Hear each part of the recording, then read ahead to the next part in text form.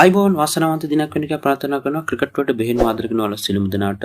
සංචාරක පාකිස්තාන කණ්ඩායම සහ ශ්‍රී ලංකා කණ්ඩායම අතර පැවැත්වෙන තරඟ තුනකින් යුතු T20 තරඟාවලියේ පළමු තරඟය නිමවටපත් වුණා ජනවාරි 7 වන දින. එම තරඟෙන් පාකිස්තාන කණ්ඩායම විශිෂ්ට ජයග්‍රහණයක් ලැබුවා. ඊන්පසු දෙවන තරඟය ආරම්භ වීමට නියමිතව තිබුණා ජනවාරි 9 වන දින.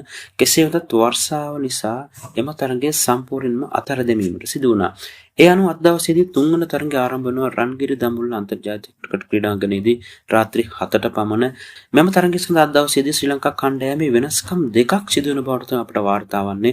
ඒ අනුව මහිස් තීක්ෂණ වෙනුවට වමත් දඟපන් දෙවන ක්‍රීඩක දුනිත් වෙල්ලාල්ගේ සහ නුවන් තුෂාර වෙනුවට මතීස පතිරණ කණ්ඩායමට කැඳවෙන බවට තමයි අපට ලැබෙන අලුත්ම ආරංචි මාර්ගවලින් දැන ගැනීමට ලැබෙන්නේ. ඒ අනුව අද දවසේදී අවසන් 11 දෙනා මෙන්න මේ ආකාරයට සකස් වෙලා අප සිතනවා.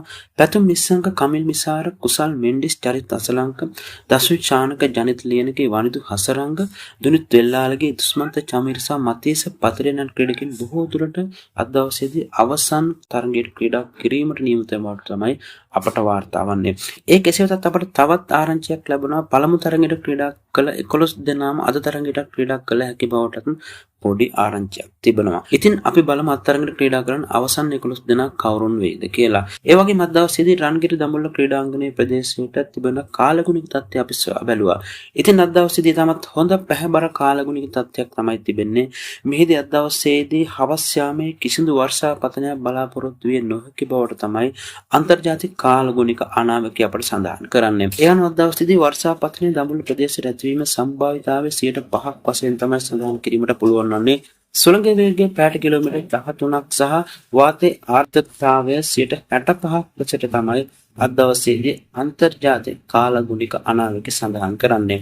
ඒ අනුව අපගේ අවසන් පූර්ව නිගමනය වන්නේ අද දවසේදී ශ්‍රී ලංකා කණ්ඩායමත් පාකිස්තාන කණ්ඩායමත් අතර පැවැත්වෙන තුන්වන එහෙමත් නැත්නම් අවසන් T20 තරඟයේ පැවැත්වීමට ඉතාමත් හොඳ කාලගුණික තත්ත්වයක් තමයි දඹුල්ල ප්‍රදේශයට තිබෙන්නේ කියලා. ඉතින් ශ්‍රී ලංකා කණ්ඩායම සහ පාකිස්තාන කණ්ඩායම අතර පැවැත්වෙන අවසන් තරගයට ක්‍රීඩා කළ යුතු හොඳම 11 දෙනා ඔයත් නම් කරන්න අනිවාර්යයෙන්ම අපිට කමෙන්ට් එකක් ලියලා ඒ වගේම අපගේ channel එක subscribe කරන්න අමතක කරන්න එපා.